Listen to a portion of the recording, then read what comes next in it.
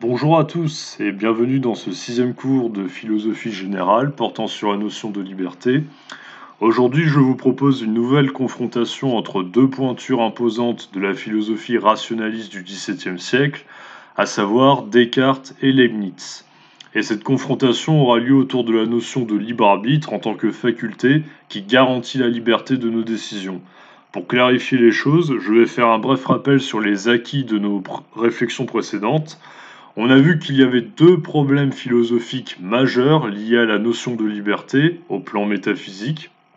Un problème qui concerne la responsabilité présupposant la liberté de nos actes, c'est ce qu'on a vu au tout début avec Sartre, et un problème qui concerne la liberté au niveau factuel.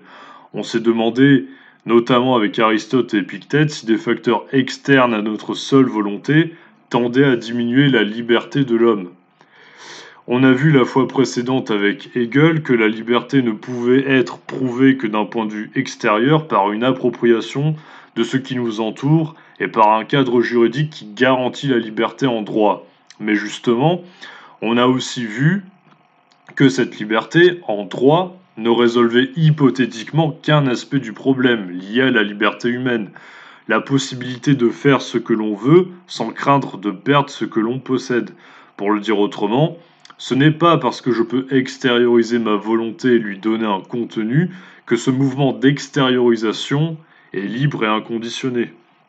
On retombe donc sur un problème que l'on avait soulevé avec Platon, si vous vous en rappelez bien. Faire ce que l'on veut n'équivaut pas nécessairement à vouloir ce que l'on veut. Il ne faut pas confondre la liberté entendue comme liberté au sens factuel ou juridique et le libre arbitre. Ce sont des définitions qui soulèvent des problèmes spécifiques et il se trouve que la garantie juridique de jouir de certains biens ne supprime pas pour autant le conditionnement originel que peut subir la volonté humaine. Vous vous souvenez que dans ma première vidéo sur ce sujet, j'ai abordé l'existentialisme de Sartre et on a vu que pour ce dernier, la liberté humaine était radicale et que l'on pouvait déjà pressentir cette idée dans le cartésianisme du XVIIe siècle, Sartre faisant partie de cette vague existentialiste française du XXe siècle qui essayait de ressusciter le cadavre du rationalisme d'une certaine façon. C'est ce point qui va nous intéresser précisément ici, et on va se demander comment Descartes s'y prend pour fonder la liberté humaine au niveau métaphysique. Qu'est-ce qui prouve de manière intime que nous sommes bien libres de nos décisions et que nous ne sommes pas victimes d'un déterminisme de type affectif ou passionnel qui œuvre à notre insu? Je rappelle au cas où qu'en philosophie, il y a deux grandes théories à l'égard de la liberté humaine, rationalisme et déterministe. Dans la première, soit on est rationaliste, soit on est déterministe. Dans la première théorie, celle du rationalisme, nous sommes libres car nous pouvons délibérer et peser le pour et le contre du fait qu'on possède la raison. On pèse le pour et le contre avant de prendre une décision, on délibère précisément. L'homme est donc autonome et au principe de ses actes. Dans la seconde théorie dite déterministe, l'homme n'est pas absolument libre et agit de manière mécanique, on devrait même plutôt dire réagit, sous l'influence de ses passions et de ses intérêts qui lui dictent sa conduite. Je passe volontairement sur une troisième théorie qui tenterait de concilier les deux, le compatibilisme, car généralement c'est bancal, et la balance penche toujours plus en faveur du déterminisme quand on essaye de concilier déterminisme et autonomie de la volonté humaine. À ma connaissance, les deux seuls philosophes à avoir réussi l'exploit de combiner la liberté humaine avec le déterminisme, c'est de façon cohérente, ce sont Leibniz et Kant. Et Kant est toujours, selon moi, le seul philosophe à avoir réussi cet exploit de manière tout à fait cohérente et irréprochable. Mais bon, dans cette vidéo, je ne vais pas développer toute la théorie leibnizienne de la liberté, car si on rentre vraiment dans le détail, on dépasse largement le niveau terminal et je préfère en garder un peu sous le coude pour une prochaine vidéo. Tout ça pour dire que même dans ces deux théories, on penche quand même un peu plus, à mon sens, en faveur du déterminisme, sinon je ne prendrais pas la peine de confronter ici la position de Descartes à celle de Leibniz. Que nous dit Descartes précisément à ce sujet? Donc là, on est dans la posture vraiment rationaliste. Je rappelle au cas où, comme je l'avais expliqué dans ma vidéo sur Sartre, que Descartes fonde initialement la liberté comme autonomie liée au libre arbitre, du fait que l'homme possède la raison, de manière intime. Au début de ses principes de la philosophie, il dit précisément la chose suivante, donc c'est une citation: la liberté de notre volonté se connaît sans preuve par la seule expérience que nous en avons. Voilà, ça c'est ce que dit Descartes. Descartes partait donc du sentiment immédiat de la liberté pour affirmer l'existence de cette dernière. Mais on a vu précédemment avec Hegel notamment que se sentir libre n'impliquait pas d'être libre pour autant et que ce n'était pas un argument philosophique réellement solide en fin de compte. C'est pire que du dogmatisme parce que dans le dogmatisme au moins il y a une logique. Là ça revient à dire je sais que je suis libre parce que je le sens, je sais que je le suis quoi. Voilà. Bon c'est pas évidemment c'est pas un argument qui est très recevable. Donc, puisque Descartes n'est pas un petit philosophe et qui dispose d'une grande capacité de réflexion, il va faire un effort pour démontrer l'existence du libre arbitre, à défaut de pouvoir le prouver au niveau matériel extérieur. À ce niveau-là, la liberté, comme on l'a vu avec Kant, reste indémontrable. Descartes démontre à sa manière l'existence du libre arbitre dans deux textes sur lesquels je vais m'appuyer. Une première fois dans les quatrièmes méditations tirées de ses méditations métaphysiques, et une deuxième fois à l'aide d'un exemple concret dans sa lettre au père Mélande. Oui, parce que Descartes, vous l'aurez compris, il passait beaucoup de temps à se justifier et à écrire à tous ceux qui n'étaient pas d'accord avec lui, et Dieu sait qu'il y en avait beaucoup. Hein, dès qu'il a écrit les méditations métaphysiques, ça a été un vrai best-seller, mais faut voir toutes les objections qu'il a dû se coltiner. Hein. Donc la démonstration qu'effectue Descartes pour prouver que nous sommes libres de manière rationnelle repose sur l'indifférence, plus précisément sur la liberté d'indifférence. Normalement, si vous avez suivi ma vidéo sur Épictète, ça devrait faire écho au stoïcisme, hein, puisqu'on avait vu que le stoïcisme veut nous conduire à un état d'apathie, c'est-à-dire d'indifférence, et c'est normal puisque Descartes est en bonne partie influencé par cette tradition philosophique. Quand il était à l'école de la Flèche, il a beaucoup étudié le stoïcisme, mais ce que veut dire Descartes est un peu différent, ou plutôt se situe sur un autre plan, qui est celui de la délibération. En gros, selon Descartes, nous sommes libres car il existe bel et bien des situations où nous agissons sans passion ou intérêt quelconque, car nous expérimentons un état d'indifférence. Par exemple, vous ne savez pas quel dessert vous voulez ou quel choix effectuer, et vous laissez quelqu'un d'autre trancher ou prendre la décision. Ah, tu veux un yaourt, du fromage, une banane? Oh, je m'en fous, peu importe. Bon bah, ok. Donc vous laissez quelqu'un prendre la décision à votre place parce que vous vous en fichez. Bon, et il y a toujours des situations dans la vie quotidienne où le choix vous importe peu. Cette théorie de Descartes est intéressante car elle permet aussi de penser la neutralité ou l'objectivité. Nous faisons l'expérience d'une totale autonomie de jugement quand nous sommes impartiaux et que nous n'avons pas de préférence particulière qui pourrait nous conduire à préférer une chose plutôt qu'une autre. Hein, on dit qu'on est impartial justement quand on n'a pas de préférence. Eh ben, pour Descartes, une situation d'indifférence, c'est justement une situation où peu nous importe ce que l'on va choisir, vous voyez. Bon, bah, pour Descartes, le fait même que nous connaissions des situations d'indifférence totale ou d'impartialité prouve que l'homme est doté d'une volonté libre. Pourquoi? Parce que même dans ces situations-là, nous ne demeurons pas dans un état d'hésitation perpétuelle. Et notre volonté finit par trancher et par nous permettre d'opter pour un choix plutôt que pour un autre, même si aucune préférence ne vient influencer notre volonté. L'exemple que donne Descartes dans sa lettre au père Mélande pour illustrer cette thèse est celui de l'âne de Buridan. Donc Descartes essaye de montrer que le déterminisme est absurde par un raisonnement par l'absurde. Si nos décisions étaient nécessairement régies par des mécanismes passionnels qui nous font réagir au lieu d'agir rationnellement de manière réfléchie et délibérée, un âne, le fameux âne de Buridan, qui se situerait à une égale distance d'un endroit où il pourrait se nourrir en allant manger du foin par exemple, et d'un endroit où il pourrait aller boire, qui est un point d'eau par exemple, et qui a autant soif que faim, eh bien il se mettrait à bugger, hein, si on peut dire. Il resterait bloqué sur place, le pauvre âne, hein, sans pouvoir prendre de décision, car il n'aurait ni plus d'intérêt à aller boire qu'à aller manger, puisqu'il a autant envie de boire que de manger, et les deux lieux sont à une égale distance. Donc le trajet, de plus ou moins long, ne peut même pas influencer l'âne dans sa décision.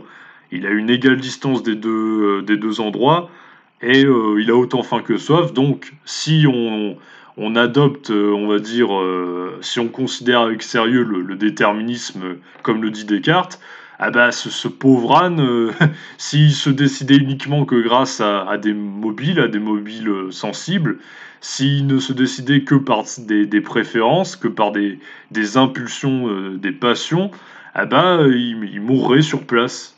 Il mourrait sur place parce qu'il ne serait pas déterminé justement.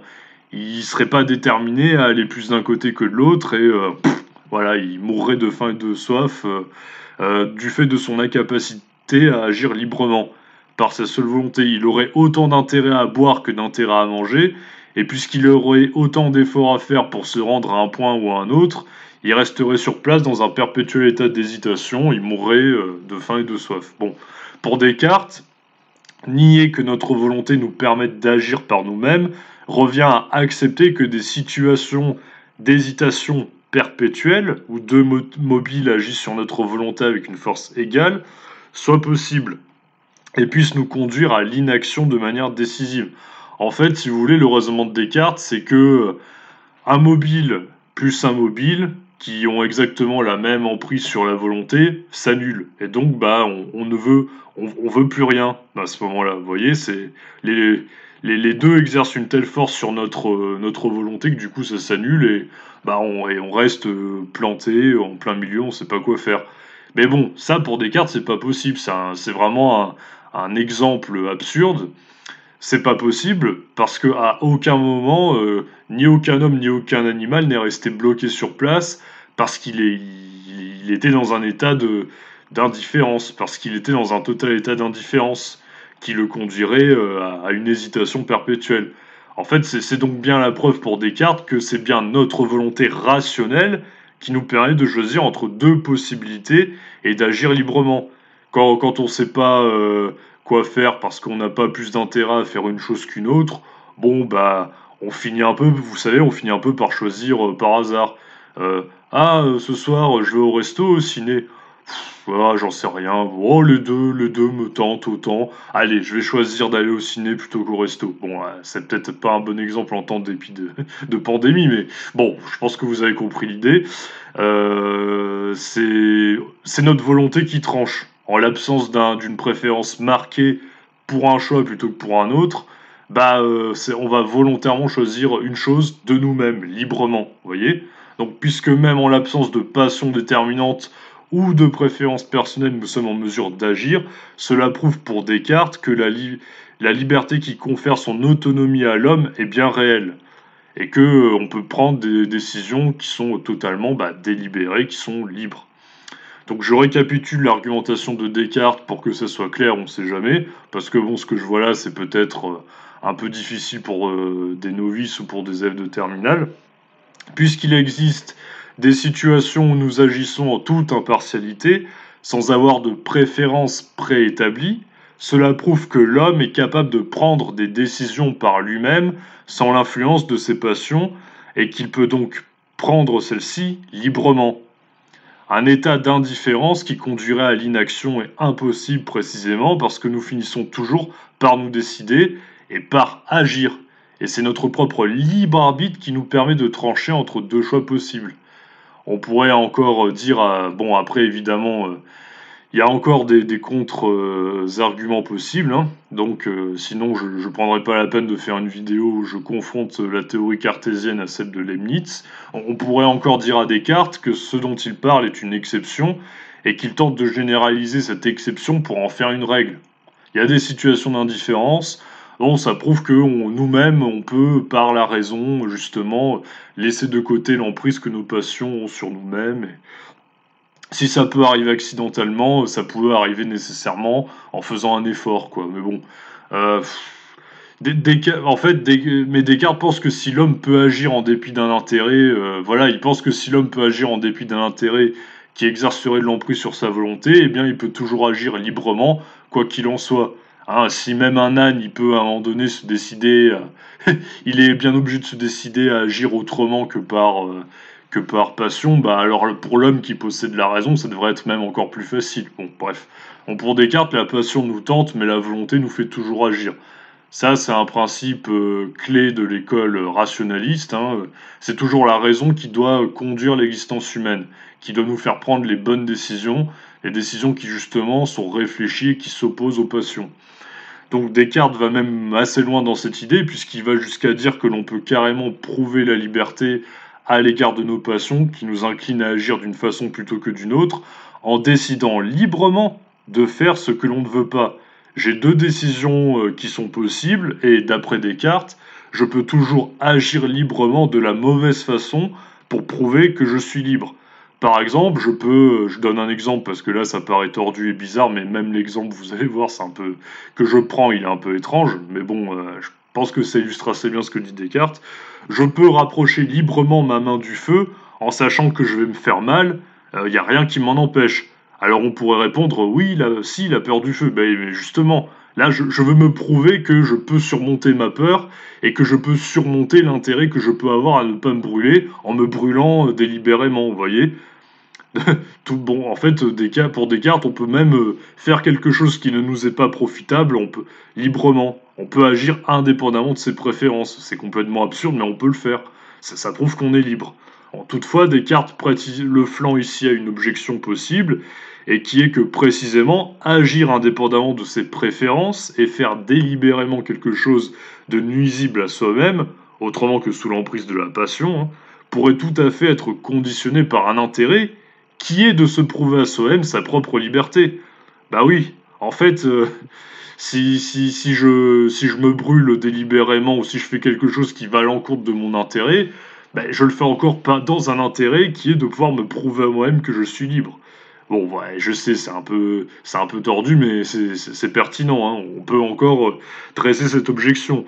En fait, il y a deux objections possibles à cette théorie de la liberté d'indifférence chez Descartes, et c'est sur la base de ces objections que repose la critique qu'en propose Leibniz, comme on va le voir. D'une part, agir sans préférence paraît impossible, car si je pense agir librement en faisant le contraire de ce que je veux initialement faire, il n'en demeure pas moins que ce que je m'apprête à accomplir, je m'apprête à l'accomplir en vue d'un intérêt, qui est de me prouver à moi-même que je suis libre, d'agir autrement que par intérêt. Donc, c'est le serpent qui se mord la queue, hein, y a toujours un intérêt, qu'on le veuille ou non. Et d'autre part, et c'est ça tout le sens de la critique que développe Leibniz dans ses essais de Théodicée, une situation d'indifférence par rapport à la liberté humaine ne prouve rien, pour la simple et bonne raison que cette situation dont parle Descartes n'existe pas ou n'est pas possible. Leibniz introduit dans le texte dont je vous parle un concept pour critiquer la théorie cartésienne de la liberté. Il s'agit de l'indifférence d'équilibre. C'est le terme que Leibniz emploie dans le texte. Donc pour Leibniz, une indifférence d'équilibre en tant qu'emprise égale de deux mobiles sur notre volonté est impossible. Pour préciser un peu les choses, je rappelle que dans son discours de métaphysique, Leibniz a bien abordé la question de la liberté humaine. Il y a toute une réflexion qui est très intéressante et très élaborée là-dessus. Il a défini le libre arbitre comme une balance. Notre libre arbitre est comparable à une balance dans la mesure où nous pesons le pour et le contre avant de prendre une décision, justement. Vous savez, une balance, vous mettez deux poids dessus, et normalement la balance, elle va finir par pencher plus d'un côté que de l'autre. Bon, des fois ça s'équilibre un peu, mais justement, pour Leibniz, si on compare notre âme, ce qu'on pourrait assimiler à notre volonté à cette balance, eh bien, les poids n'arrivent pas exactement à un équilibre parfait. Hein, nous examinons deux mobiles qui sont des raisons plus ou moins fortes d'agir de telle ou telle façon, et automatiquement, à l'issue de la délibération, la balance penchera forcément plus d'un côté que de l'autre.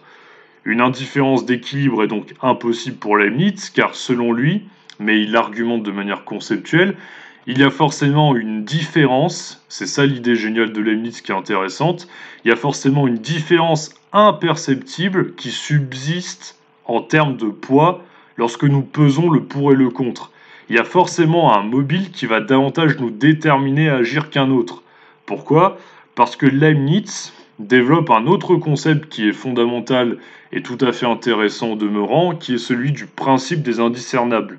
Ce principe des indiscernables suppose l'idée que nous ne parvenons pas à discerner les différences subtiles entre deux éléments du réel, et c'est pour cela que nous voyons de l'égalité entre deux mesures là où il n'y en a jamais réellement précisément. Par exemple, si on reprend l'exemple de l'âne de Buridan, pour Leibniz, l'âne a été en mesure de prendre une décision et n'est donc pas mort de faim ou de soif, précisément parce qu'il y avait une différence de poids très subtile entre les deux mobiles, calmer la faim ou la soif en premier, qui l'a conduit à agir, et par ailleurs, cette différence peut très bien s'expliquer du fait que l'âne ne pouvait être à une égale distance du foin et du point d'eau. Il y a dans la nature des différences infimes de mesure qui font que l'âne a très bien pu être influencé par une différence de distance entre un point ou un autre au millimètre dont il n'était pas forcément conscient. Il y a eu toute une théorie de l'inconscient chez les mythes que je développerai une prochaine fois d'ailleurs, un inconscient perceptif. Mais bon, en tout cas, il peut y avoir, en fait, il y a toujours une différence. Je rappelle que les mythes, c'est mathématicien, ils raisonnent beaucoup de manière mathématique.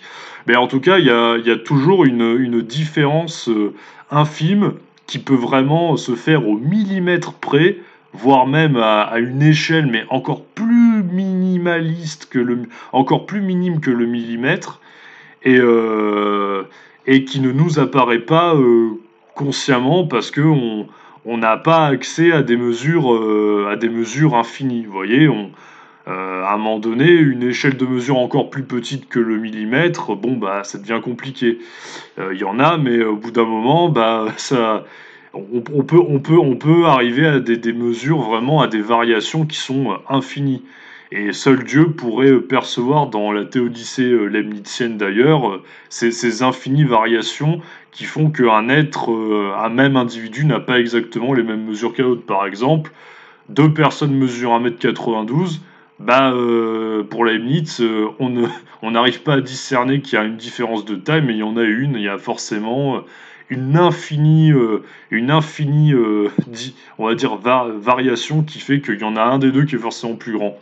Dans la nature et dans la même, au sein des mobiles qui nous poussent à agir, il y a toujours une légère différence qui fait qu'on ne discerne pas et qui fait que précisément on va quand même être influencé par celle-ci et on va nécessairement être déterminé à agir. Par conséquent, Leibniz nous permet de revisiter en intégralité la thèse de Descartes et il dynamite celle-ci dans ses présupposés. Nous sommes déterminés à agir en fonction de préférences, tout simplement parce qu'il n'est pas possible d'agir sans mobile.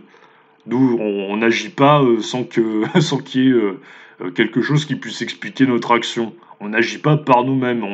On se positionne par rapport à des mobiles qui sont nos raisons d'agir, et ce sont celles-ci qui vont nous déterminer à agir.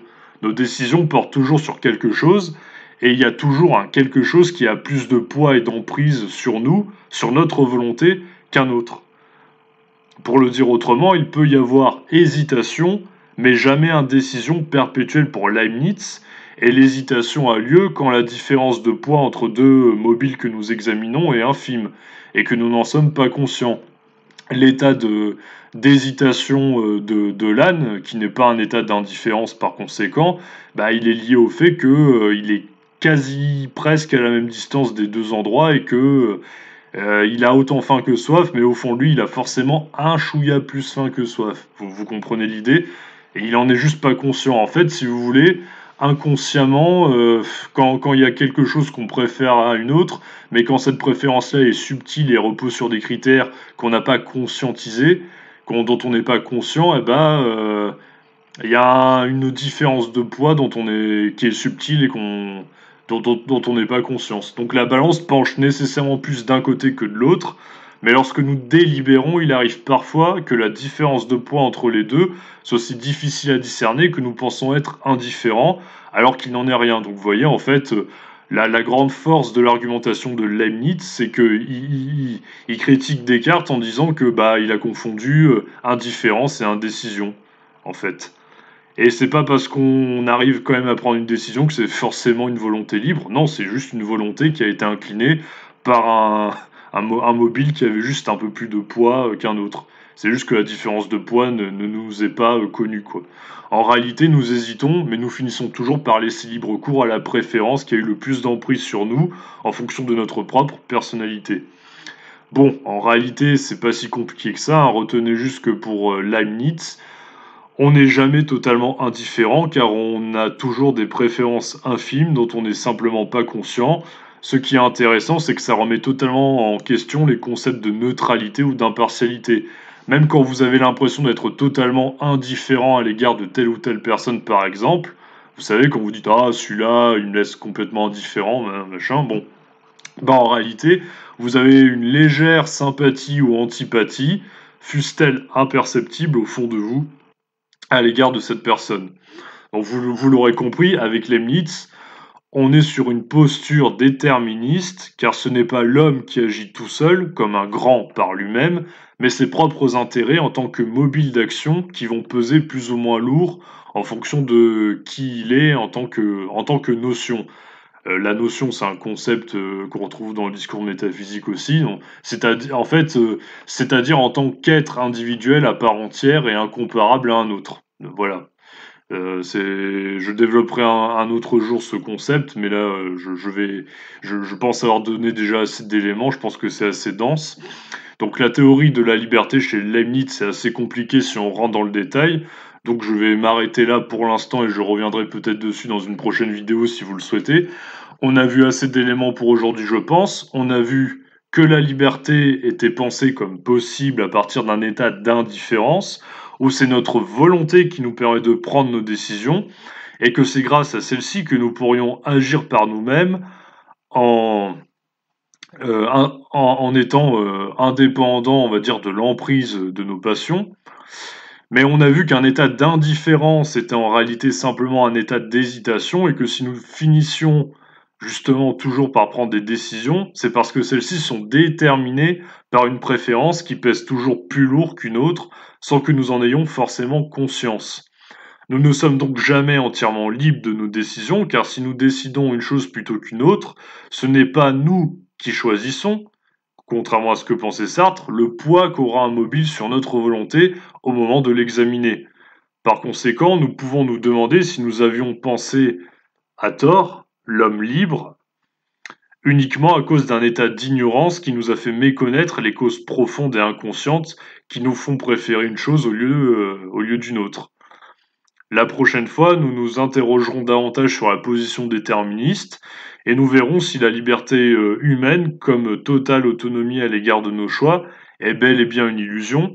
Et si c'est le cas, nous verrons si celle-ci repose sur l'ignorance d'un mécanisme passionnel et interne qui nous fait nous méprendre sur la véritable nature de notre volonté. À bientôt!